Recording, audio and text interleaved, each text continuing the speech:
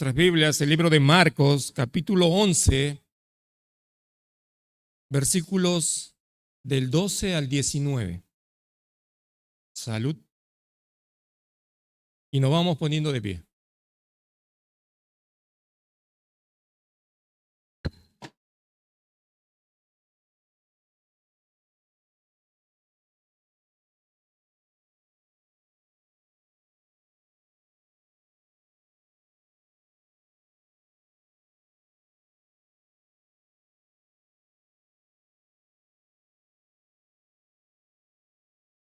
Marcos capítulo 11, versículos del 12 al 19. Ahora que los hermanos terminen de pasar.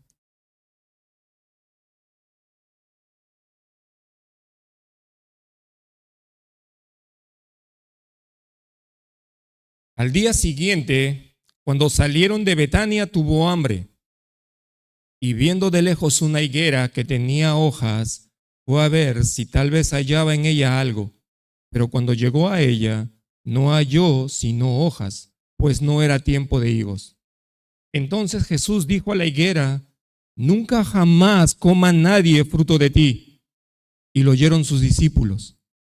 Vinieron pues a Jerusalén, y entrando Jesús en el templo, comenzó a echar fuera a los que vendían y compraban en el templo, y volcó las mesas de los cambistas y las sillas de los que vendían palomas, y no consentía que nadie atravesase el templo llevando utensilio alguno. Y les enseñaba diciendo: ¿no está escrito: mi casa será llamada casa de oración para todas las naciones? Mas vosotros la habéis hecho cueva de ladrones. Y lo oyeron los escribas y los principales sacerdotes, y buscaban cómo matarle, porque le tenían miedo, por cuanto todo el pueblo estaba admirado de su doctrina. Pero al llegar la noche, Jesús salió de la ciudad. Vamos a tomar asiento, mis hermanos. Voy a dejarlo con el pastor Rodrigo.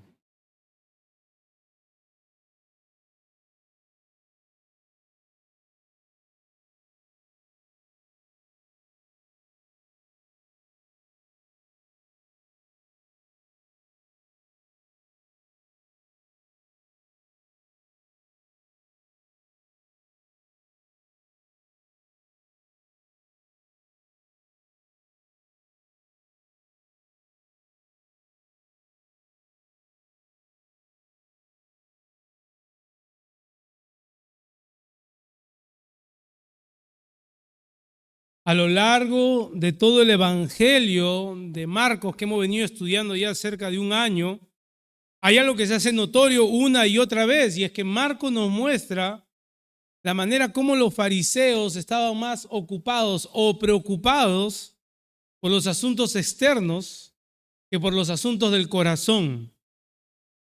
Ellos estaban más ocupados de cómo lucían de lo que en sí es la raíz del problema. Y más de una vez el Señor Jesús les ha hecho ver que la condición del hombre, su verdadero problema no es un asunto externo, sino es un asunto del corazón. Desde el comienzo del Evangelio de Marcos vemos que las primeras palabras de Jesús hace un énfasis en el arrepentimiento. Arrepiéntanse y crean en el Evangelio, dice Jesús.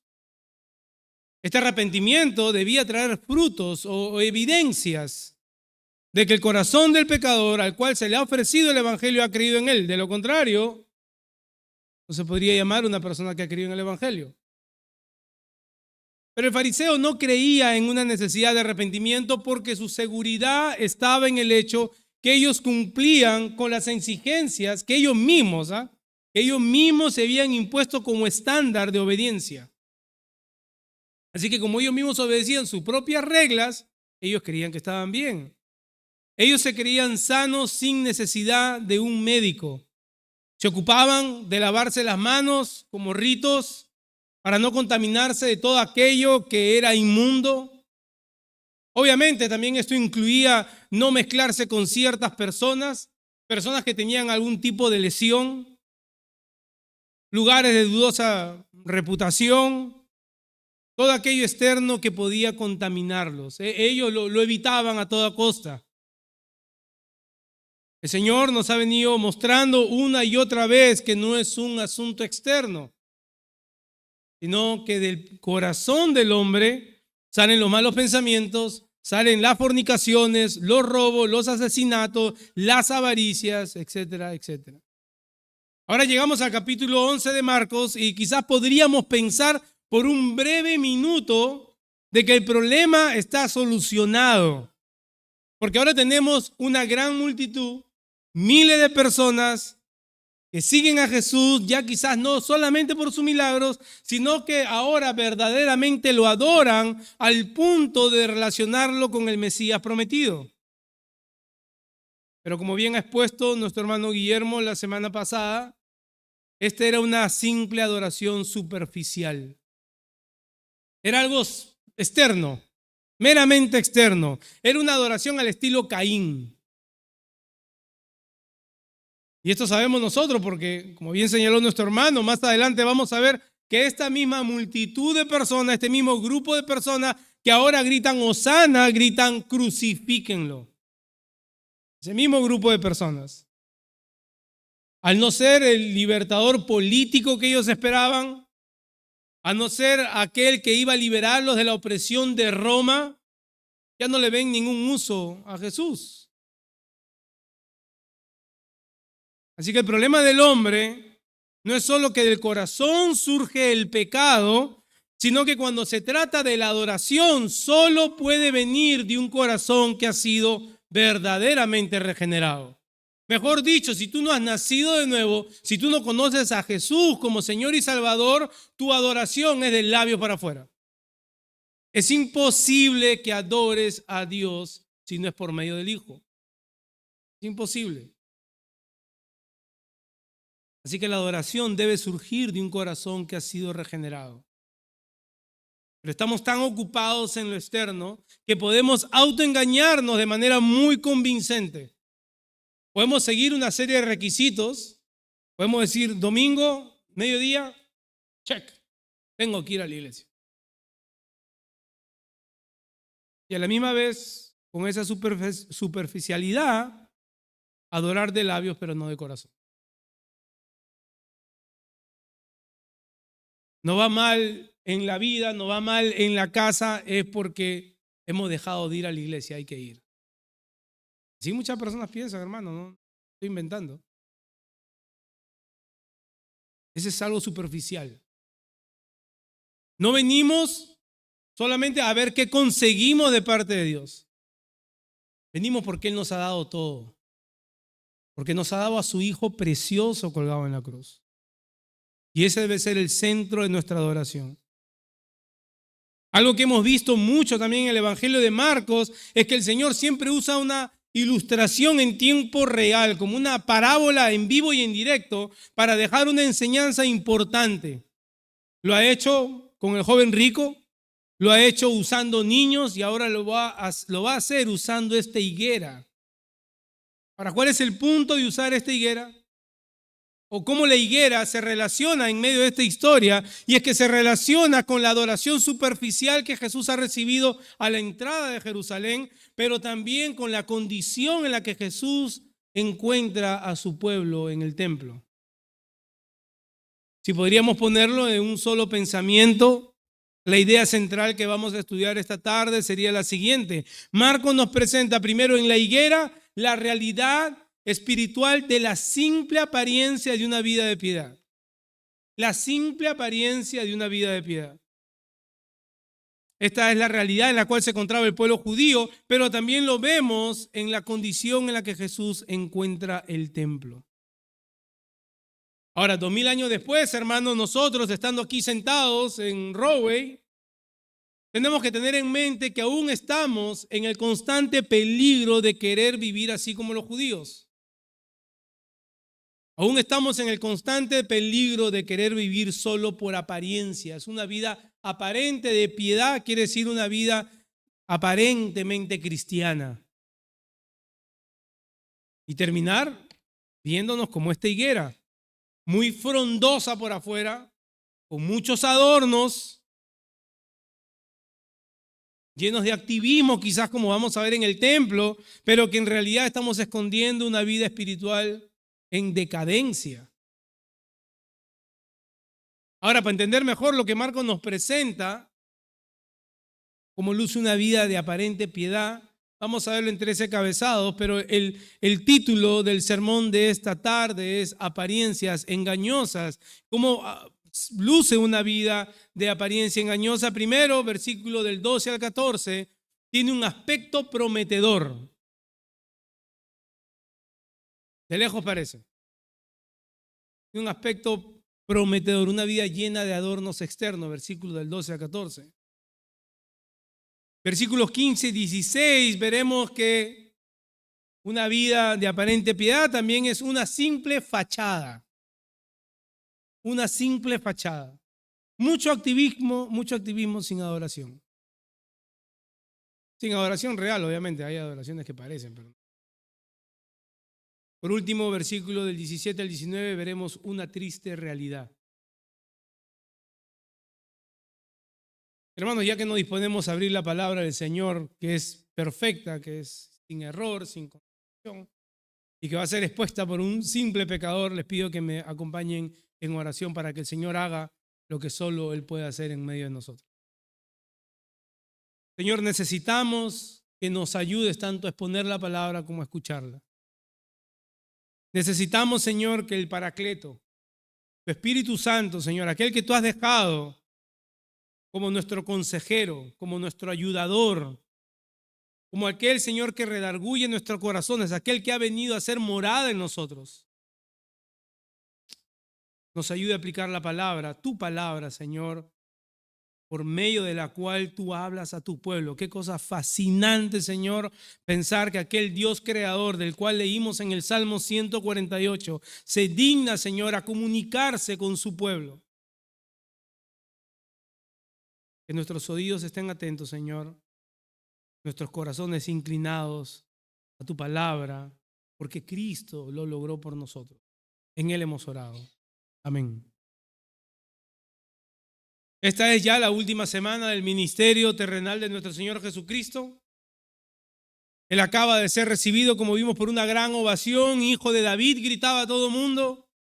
Quizás por la mente de muchos pasaba el pensamiento, por fin el reinado político de David será inaugurado. Por fin Roma, nuestro gran enemigo, será derrotado. Israel volvería a ser aquella potencia que fue en su mejor época. Ahí estaba la esperanza del pueblo. El tumulto de la gente ve en Jesús la solución a sus problemas inmediatos. Pero ellos fallan. Ellos fallan porque simplemente lo ven como un libertador político. Ahora, al ver a este pueblo adorando a una sola voz, podríamos pensar que por fin el futuro del ministerio de Jesús se ve prometedor. Hubiéramos pensado, ¿qué tal si hubiéramos sido testigos y hubiéramos dicho, wow, qué tal avivamiento hay aquí? Aquí está el mover del Espíritu. Estamos acostumbrados que donde hay bulla, donde hay laberinto, donde hay saltos, donde hay remolinos, pensamos ahí se mueve el Espíritu. No sea bochorno, hermanos. Muchos hemos pensado así. Quizás los mismos discípulos del Señor podrían estar pensando lo mismo. Por fin, Jesús, mi amigo íntimo, tomará el reino vacante. Ha estado vacante por más de 400 años. El Señor no ha hablado, pero ahora por fin vino Jesús. Él nos va a salvar. Y no solo eso, miren, todo el pueblo parece estar con nosotros. Somos mayoría. Y de ahí salen con destino a Betania. Al día siguiente, dice el texto, cuando salieron de Betania, Jesús tuvo hambre. Jesús experimentó lo que cualquier ser humano experimentaría al tener el estómago vacío, hambre. Ahora consideremos algo, siendo la última semana en su ministerio terrenal, previo a la consumación de su pasión en la cruz, Marco ve necesario recordar a sus lectores la humanidad total de nuestro Señor Jesús. Esto no es simplemente que Marco quiso poner ahí porque quiso poner ahí. Toda la palabra es inspirada por el Señor. no es solamente una recopilación de hechos históricos, es más que eso. Tiene un propósito, hacernos ver qué tan real fue el hambre de Jesús, así como tan real fue su sufrimiento en la cruz.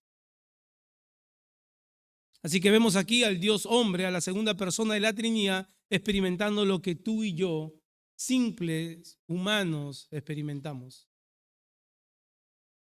Vaya humillación para nuestro Señor. Aquel que lo creó todo, como leíamos ahora en el Salmo 148, aquel que ha creado aquello que nuestros ojos ni siquiera pueden contemplar, aquel que ha creado todo lo que existe en el fondo del mar, absolutamente todo, experimentó lo que personas caídas como tú y como yo en la naturaleza humana experimentamos: hambre. Sabemos también por el relato de Mateo que esta no es la primera vez que la Escritura registra esta necesidad humana de nuestro Señor. Al inicio de su ministerio, cuando estuvo ayunando, tuvo hambre y fue tentado por Satanás. Satanás quiso usar esta necesidad para que nuestro Señor proveyera para sí mismo, para que haga su propia voluntad y no la del Padre. Pero vemos que nuestro Señor no cedió a aquella tentación, y así como no cedió en aquella tentación en el desierto, tampoco cederá a la tentación pasando por este desierto rumbo a la cruz. Debemos mencionar que el episodio del día anterior sigue muy vivo en la mente de los discípulos de Jesús. Y va a usar Jesús este hambre que está experimentando y un árbol de higos que parecía que sobresalía en medio de muchos árboles, parecía quizás que era el único árbol entre otros árboles secos que tenía hojas. Va a usar esto para una lección de una realidad espiritual que es aterradora. Versículo 13 dice: y viendo de lejos una higuera que tenía hojas, fue a ver si tal vez hallaba algo en ella. Pero cuando llegó a ella, nada halló sino solo hojas, pues no era tiempo de higos. Y como dice nuestro primer encabezado, esta higuera tenía un aspecto prometedor. A lo lejos, este árbol llamaba la atención por ser frondoso, lleno de hojas. La cantidad de hojas en el árbol debía ser un indicativo de que en él había fruto, ¿verdad? Y este fruto hubiera podido saciar el hambre de nuestro Señor. Estaba lleno de hojas y por eso Él se acerca a ver si hallaba algo en él. Ahora, el mismo Marcos nos dice que no haya nada porque no era tiempo de higos.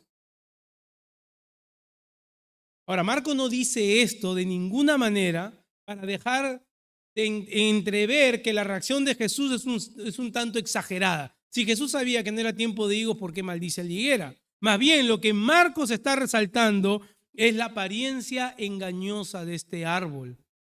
A pesar que no era tiempo de higos, lucía frondoso. Porque habían ciertas especies de árbol de higo en el área, en la región, que daban frutos tempranos, pero que antes que apareciese el fruto, aunque inmaduro, porque no era tiempo de higos, salían primero las hojas. Así que sea como sea, este árbol debía tener fruto. Para usar una palabra que nosotros conocemos o una frase, tenía potencial. Como cuando vemos a alguien en la iglesia, ¿no? Y vemos que tiene muchas cualidades y muchas capacidades. Decimos, wow, ese hermano, esa hermana tiene potencial. ¿Usted sabe cuánta gente conozco que se han quedado solo en el potencial? Porque pensamos que de eso se basa, en el potencial.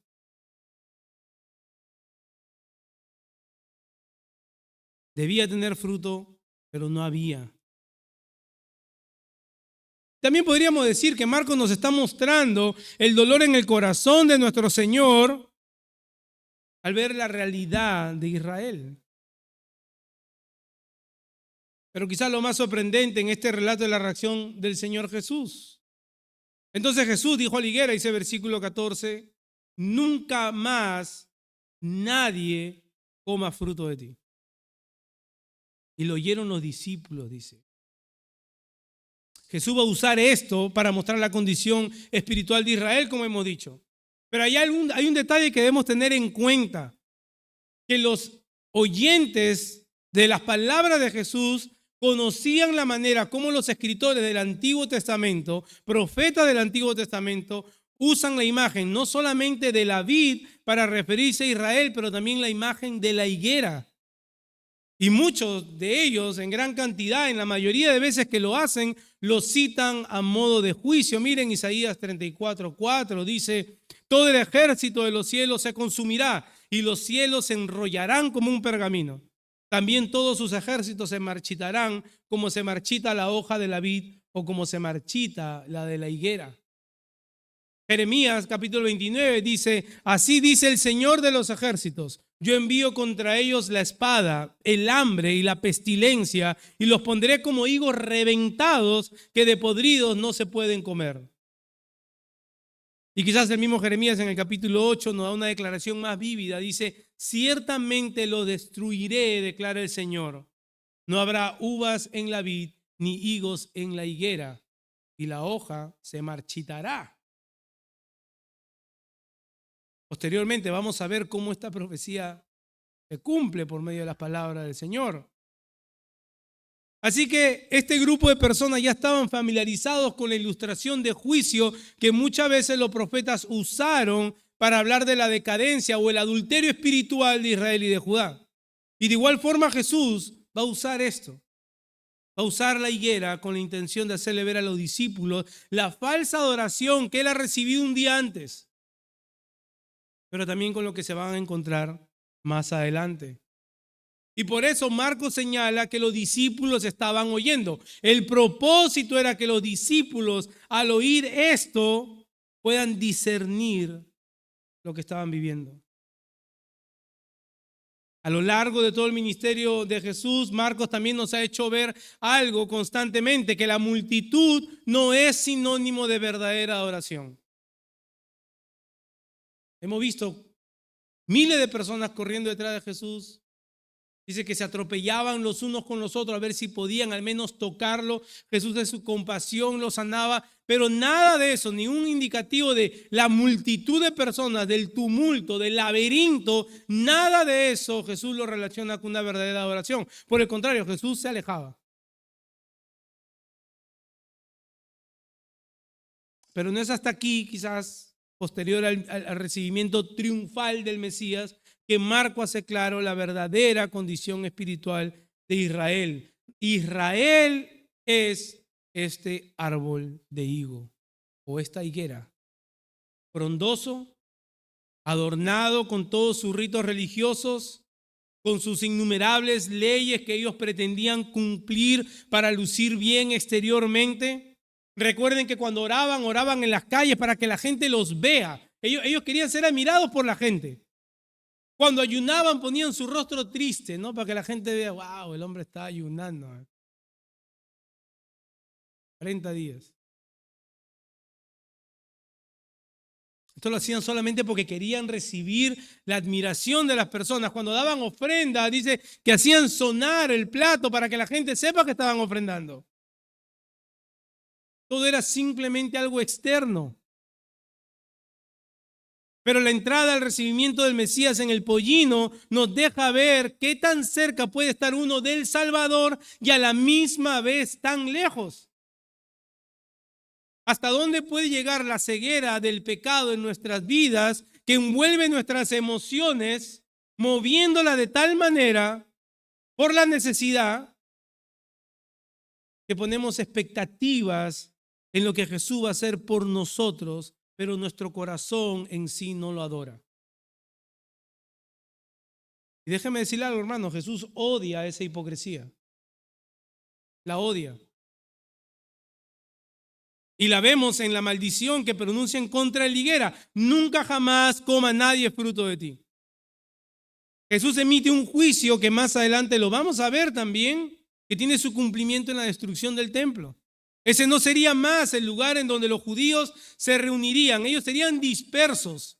No sería más su centro de orgullo o su centro de identidad. Ellos perderían todo eso. Así como esta planta, Israel era pura apariencia, pura vanidad, puro adorno, pura religión. Pero cabe resaltar, hermanos, que no solo Israel cae en esta ilustración. Toda religión, todo sistema religioso se ocupa de lo externo.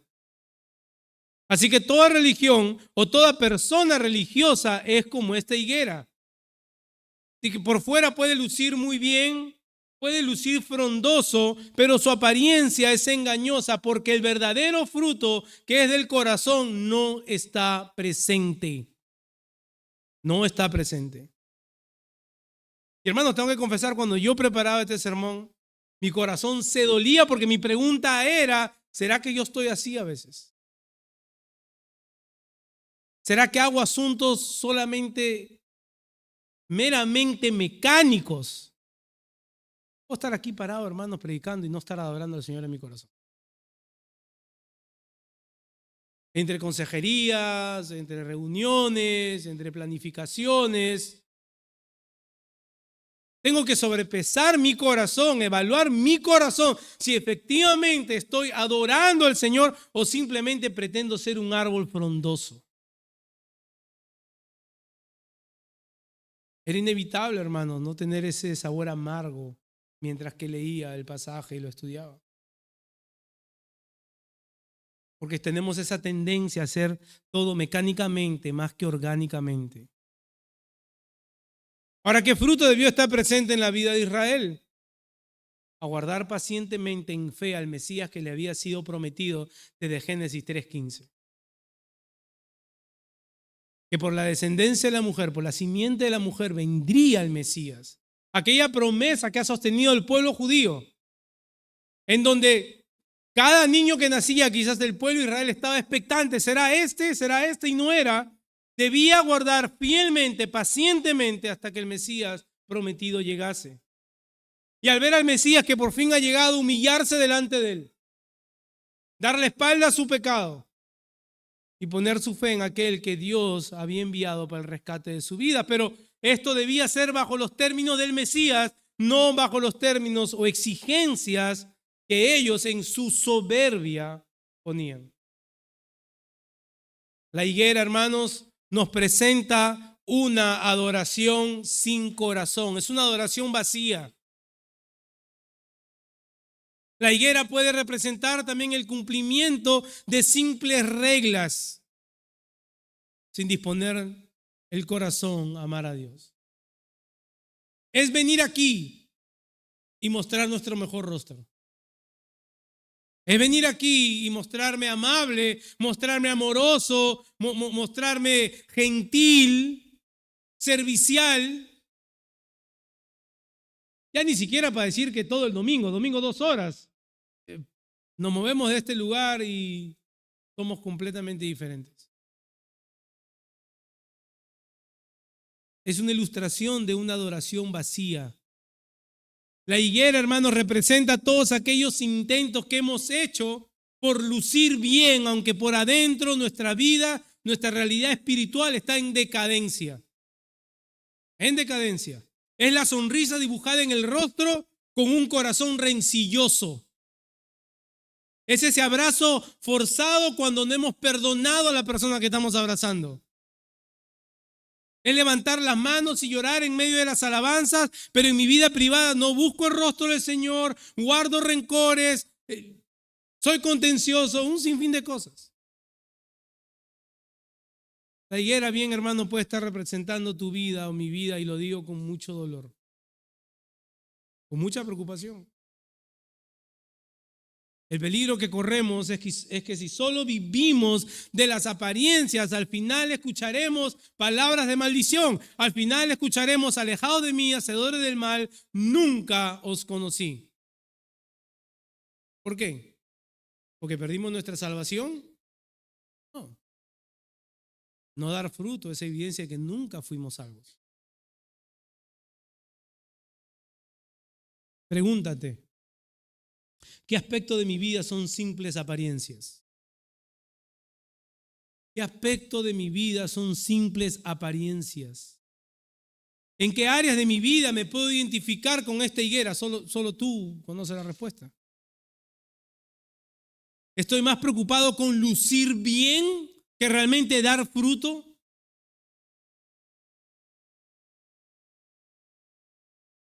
¿Cómo me percibe la iglesia? ¿Me percibe así, como la higuera? Son preguntas que debemos hacer, hermanos, son preguntas incómodas. Pero quizás yo me percibo con mucho fruto, pero ¿cómo me perciben mis hermanos?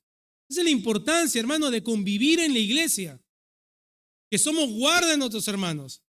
No vivo mi santidad solo por mi cuenta. Mis hermanos tienen que ser testigos de que estoy creciendo. Mi esposa tiene que ser el primer testigo. ¿Cómo me percibe la iglesia? ¿Me percibe así como esta higuera? Hago con muchos talentos, pero mi carácter aún no muestra el fruto.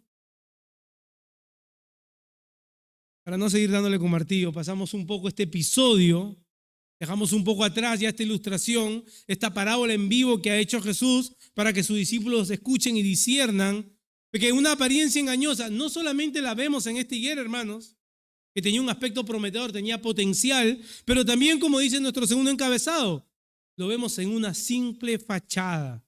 Versículo 15, vinieron pues a Jerusalén y entrando Jesús en el templo, comenzó a echar afuera a los que vendían y compraban en el templo y volcó la mesa de los cambistas y las sillas de los que vendían palomas. Lo sucedido con la higuera, hermanos, como habíamos dicho, no solo tenía la intención de ilustrar esa frondosa adoración y bienvenida que Jesús había recibido, pero que simplemente era externa, pero también está antes del suceso del templo. Muchos han llamado a este conjunto de pasajes, a este conjunto de textos, el sándwich de la higuera. Porque Marcos de manera estratégica lo ha colocado en medio de estos dos eventos para hacernos ver una vez más la condición espiritual de aquel pueblo que fue escogido por Dios, de aquel pueblo que fue guardado por Dios, para que por medio de ellos venga el Mesías que ellos debían recibir, aquel que el Señor enviaba para su salvación. El texto nos dice que después que salieron, llegaron a Jerusalén, Jesús entra al templo. Este templo, para los que recuerdan la serie que hicimos del libro de Esdras, es el segundo templo que ha sido reconstruido, liderado por Esdras y Zorobabel. Más adelante vemos que Nehemías reconstruye las murallas. Y este templo era muy significativo para la identidad del judío. Habíamos estudiado hace unos meses el libro de Esdras y recordamos el llanto y el gozo de muchos al reconstruir el templo. Habían quienes se quejaban, no era tan grande y hermoso como el de Salomón, pero por fin ellos podían volver a adorar al Señor. Esta era parte de la identidad del pueblo judío que habían perdido por haber estado en el exilio, 70 años en el exilio babilónico. Ahora por fin han vuelto a esta misma ciudad, Jerusalén, reconstruyen el templo, ya que el primero fue destruido, el de Salomón, y ahora sí por fin pueden adorar a su Señor, presentar sacrificios, pedir perdón por sus pecados y ser la luz para las naciones. Ese era el propósito. Ahora han pasado más de 400 años y poco queda de este templo, porque este templo ahora es conocido como el templo herodiano. Herodes el Grande ha decidido expandir el templo, reformarlo, hacerlo más grande. Y Jesús entra en lo que sería la primera área del templo, que es un campo de más o menos 35 acres, que es conocido como el patio de los gentiles. Y dice que comenzó a echar afuera a todos los que vendían y compraban ahí. La pregunta es ¿por qué? ¿Qué es lo que causa la indignación de Jesús? Y miren este pequeño detalle. Al final del texto 15 dice que había quienes vendían palomas. Y esto nos da una pista a la indignación del Señor. Las palomas eran animales usados por los más pobres para presentar sacrificio. Las personas que no podían costear un cordero debían comprar una paloma. Y ese sería el animal de sacrificio, de ofrenda, de perdón por su pecado. Jesús lo que ve es todo un comercio. Jesús ve gente aprovechándose del pobre. Muy común en lo que pasa, ¿verdad? Ahora en nuestros días el corazón del hombre no ha cambiado. Israel estaba llamado a ser luz para las naciones. Israel estaba llamado a testificar de aquel que lo había liberado de Egipto, aquel que cumpliría la promesa en Abraham: en ti serán benditas todas las naciones. Pero estos líderes han convertido todo para su propio beneficio. Así que definitivamente esto indignó el corazón de nuestro Señor. Una y otra vez, a lo largo de la historia de Israel, vemos cómo este pueblo ha ido tras sus ídolos. Una y otra vez. Así que Israel falla en su misión de que cuando las personas vayan al templo a adorar, aún en este patio de los gentiles, ellos debían de proclamar la verdad de Dios. Pero como dice el teólogo R.C. Sproul, y cito, los judíos odiaban a los gentiles y esperaban que cuando el Mesías viniera, él iba a limpiar el templo de todos los gentiles y deshacerse de ellos una vez por todas. Cierro cita. Así que todo esto era una simple fachada. Todo este movimiento, todo este gentío no era más que una apariencia de piedad. Todo este movimiento no significaba absolutamente nada porque era para el beneficio de los líderes. Era puro activismo sin adoración. Y tenemos que decir que en la actualidad, esta imagen que nos parece chocante, aún la vemos. Muchas iglesias, o se puede llamar iglesias, el punto central de su reunión es solamente para beneficio de aquellos que están en la cabeza de la iglesia. Ahora, ¿por qué tanta gente? Habían, dicen, miles de personas porque iban por la Pascua. Personas que iban de diferentes partes del Imperio Romano, pero no podían llevar un sacrificio, un animal para sacrificio que no fuera del área local. Y estos líderes se aprovechaban de eso. En vez de convertirlo en un lugar de adoración, lo habían convertido en un lugar donde ellos podían lucrar. Como ahora, ¿no? ¿Tú quieres que el Señor te haga un favor? Tienes que pactar. Pacta. Pacta 1,000, recibirás 10,000. Es lo mismo, hermanos. Es la misma idolatría. Dice que Jesús comenzó a volcar la mesa de los cambistas. Estos son los que cambiaban monedas de otros lugares a la moneda local. Predicaba este sermón en la mañana en la iglesia en inglés y tenía que explicarles por qué ellos no entienden lo que es un cambista, ¿no? Nunca han visto un cambista. Nosotros que venimos de Sudamérica o de Centroamérica o del Caribe, sabemos lo que es un cambista, ¿verdad? Vamos y cambiamos la moneda exterior, extranjera, por la moneda local. Pero escuché a alguien que explicaba este versículo, y me olvidé quién es, que decía que no solamente cambiaban, pero que imponían una alta tarifa, un porcentaje alto para poder cambiar esta moneda. El historiador Josefo dice que alrededor de 255,000 corderos eran sacrificados en la Pascua anualmente. Así que imagínense la cantidad de personas y la cantidad de dinero que se movía ahí. Lo que Jesús vio fue un mercado, una plaza, en donde vendían animales, se cambiaba dinero, seguro gritaban por ahí, yo te lo vendo a tanto, el otro decía, no, yo te lo vendo a tanto, quizás se peleaban por los clientes, y todo esto causó indignación del Señor, que dice que no consentía que nadie atravesase el templo llevando utensilio alguno. Esa palabra utensilio es mercadería.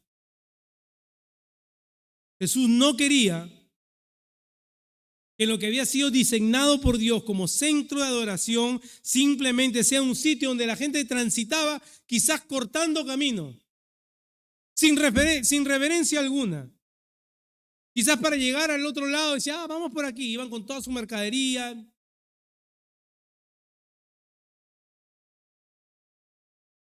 Cargaban un sinfín de cosas para sus negocios. No hay reverencia. Y hermanos, nosotros a veces abusamos de la gracia, ¿saben? A veces abusamos de la gracia. Hermano, no venga con su café a tomar café aquí en la banca, por favor. Ni con su bizcochito, ni con su galleta. De verdad, salió en el amor del Señor. Tengamos un poco más de reverencia. Nosotros sabemos que no estamos en un templo como en la época de Jesús. El templo fue destruido. Nosotros somos el templo del Espíritu Santo. Hermanos, Hay que tener reverencia cuando estamos en la casa del Dios viviente, que es su iglesia reunida. No venga con sus periódicos, con su condorito y se ponga a leer aquí, hermano. No seamos como estas personas que simplemente estaban ahí sin tener conocimiento del lugar en donde estaban. Sabemos, hermanos, que en la actualidad no adoramos a Dios en un templo, ni tenemos un altar de sacrificios. La iglesia reunida es el templo del Señor. Y Pablo lo hace muy claro a Timoteo, le dice, es la iglesia, la casa del Dios vivo, columna y baluarte de la verdad. Debemos preguntarnos, hermanos, si lo que hacemos como iglesia reunida es de complacencia a nuestro Señor. Y no mire para acá, mire para acá, adentro suyo. Cuando yo voy como parte de la iglesia reunida, ¿es de complacencia para el Señor lo que yo hago o no? ¿O se indigna? Quizás voy para cumplir. Quizás voy y veo que viene el hermano tal y uy, ahí viene a salir. Nos reímos, ¿verdad? Suena jocoso. Pero es la realidad, hermanos. Es la realidad. Desgraciadamente muchas iglesias ahora son simples centros de entretenimiento, lugares de comercio, más que lugares de adoración. El evangelio ni se predica, hermanos. Se dice que se predica el evangelio, pero el evangelio no se predica. Y todo es hecho para el gusto del consumidor. Muy probablemente no tengan cambistas o personas vendiendo animales, pero el problema es el mismo. Vemos la idolatría del hombre queriendo desplazar la centralidad del evangelio. Y recuerden algo, hermano, la iglesia, nosotros, y hablando de iglesia local, estamos llamados a hacer únicamente lo que el Señor de la iglesia nos manda hacer, ni más ni menos. Solo lo que Él ha ordenado en su palabra. Lo demás sobra, hermanos. Oh, pero es que allá no se hace así, no se hace, hermano. ¿Lo ves en la escritura? No, lo ves en la escritura, no lo vamos a hacer. Así de sencillo. La verdad que detrás de esto externo y este aparente movimiento que no es nada más que una fachada, como dice nuestro encabezado final, se esconde una triste realidad. Y les enseñaba diciendo, versículo 17, no está escrito, mi casa será llamada casa de oración para todas las naciones, mas vosotros la habéis hecho cueva de ladrones. Y ahí está la explicación de la indignación de Jesús. Marco mismo no lo explica en las palabras de Jesús. Jesús citando Isaías 56:7, en el cual habla de la extensión de la salvación de Dios que llega hasta aquellos que en algún momento fueron excluidos como extranjeros, exiliados, gentiles. Jesús cita esto. Jesús limpia el templo, pero miren bien, una vez más, no bajo el concepto, la expectativa que tenía el judío, que quería que venga el Mesías y lo limpie de los gentiles. No, Jesús viene y lo limpia para los gentiles. Pero también pareciera dejarnos ver la autoridad de Jesús sobre el templo, porque Él dice, mi casa, mi casa. Así que vemos también su autoridad. Pero la triste realidad es que era una cueva de ladrones. Ahí se juntaban todos aquellos pillos que querían hacerse ricos con el pobre, comenzando por los líderes religiosos. Pero no solo eran ladrones, miren el versículo 18. Y lo oyeron los escribas y los principales sacerdotes, estos son los ladrones, y buscaban cómo matarle. No eran solo ladrones, eran asesinos también.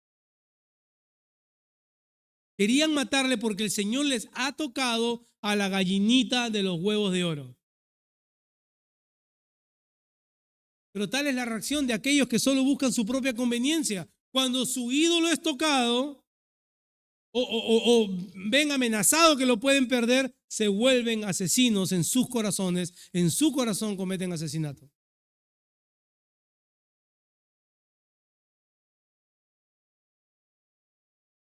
Dice, pero le tenían miedo, por cuanto todo el pueblo estaba admirado de su doctrina. Eran unos cobardes. Eran ladrones, eran asesinos, pero eran cobardes. Ellos tenían miedo porque Jesús era admirado por muchos, quizás por el simple hecho de que lo sanó, pero igual era admirado. Y eso fue suficiente para que en su cobardía buscaran de manera sigilosa, de manera asolapada, cómo matarle. Y iban a conseguir aquello, pero solo porque el Padre así ya lo había predestinado, como nos dice el libro de Hechos. Versículo 18 nos dice que al llegar la noche Jesús salió de la ciudad. Ellos no pudieron tocarle porque aún no era su hora. ¿Representa algo de esto en nuestra vida, hermano? ¿Somos frondosos o una simple fachada lleno de activismo, lleno de movimiento, pero sin fruto, sin adoración?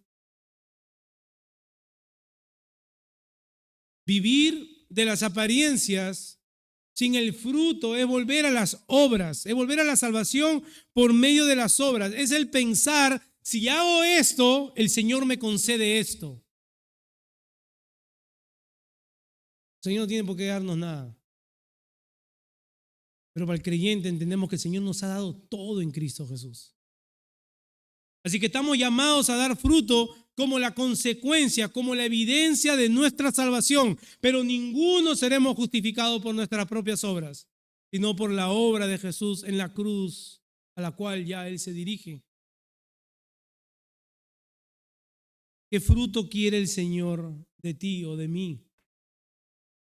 ¿Qué fruto requiere el Señor de nosotros? Un corazón humillado, un corazón que entiende que fuera del Señor no tiene absolutamente nada. No que lo vengas a buscar por necesidad. Un corazón que crece en amor, crece en bondad, crece en santidad, que odia su pecado. Ese es el fruto que el Señor espera de nosotros, de su iglesia. El peligro de caminar en simple apariencias, hermanos, como hemos dicho, es que llegará el día en que estemos parados frente a aquel que todo lo escudriña, aquel que todo lo conoce, y que seamos contados como las cabras y no como sus ovejas. Eso es aterrador. Quiero mencionarte a ti que quizás te encuentras hoy sin conocer de Cristo.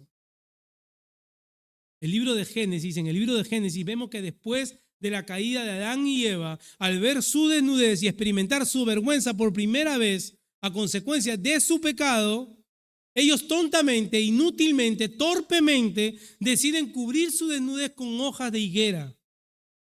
Y déjame decirte que esa es la condición que estás hoy. El Señor no espera fruto de ti si tú no eres de Él. Pero te hallas en la condición de querer tapar tu pecado con simples hojas de higuera. Estás tratando de cubrir por tus medios algo que es imposible que hagas. Pero aquel evento de Génesis, ahí donde Dios vemos que hace un sacrificio por el pecado de Adán y Eva, y con las pieles de ese sacrificio cubre su desnudez. Deshace la vestimenta de hojas que ellos habían hecho y los viste con piel de animal. Y la oferta del Evangelio es similar. Aquello que era una sombra en Génesis, ahora lo vemos realizado en su Hijo Cristo, para que todo pecador que va a Él, que ha tratado de cubrir su vergüenza con simples hojas, sea revestido por su Hijo. Y no con simples pieles, sino con la vestimenta perfecta de la vida de Cristo Jesús. ¿No vendrías a Él hoy? ¿No podrías ver en Él tu única esperanza? Si hoy te encuentras sin Jesús, corre a Él. Corre a Él hoy depositando tu fe en Él. Arrepiéntete de tus pecados. Tu desnudez, que es producto de aquel pecado, será cubierta por la vida perfecta de Cristo Jesús. Oremos. Amado Padre, te damos gracias, Señor, por tu palabra. Gracias por este tiempo, Señor, que tú nos has concedido de exponerla, Señor. Te rogamos que examinemos nuestras vidas a la luz de tu palabra, Señor. Que aunque la respuesta que hallemos en nosotros sea dura, sea un trago amargo, Señor, muchas veces de asimilar, sepamos, Señor, de que es tu Espíritu Santo redarguyéndonos y que podemos correr a ti, como dice tu palabra, y confesamos nuestro pecado. Tú eres fiel y justo para perdonarnos y limpiarnos de toda maldad. Te damos gracias, Señor, por tu palabra que es perfecta, Señor. En Cristo Jesús. Amén.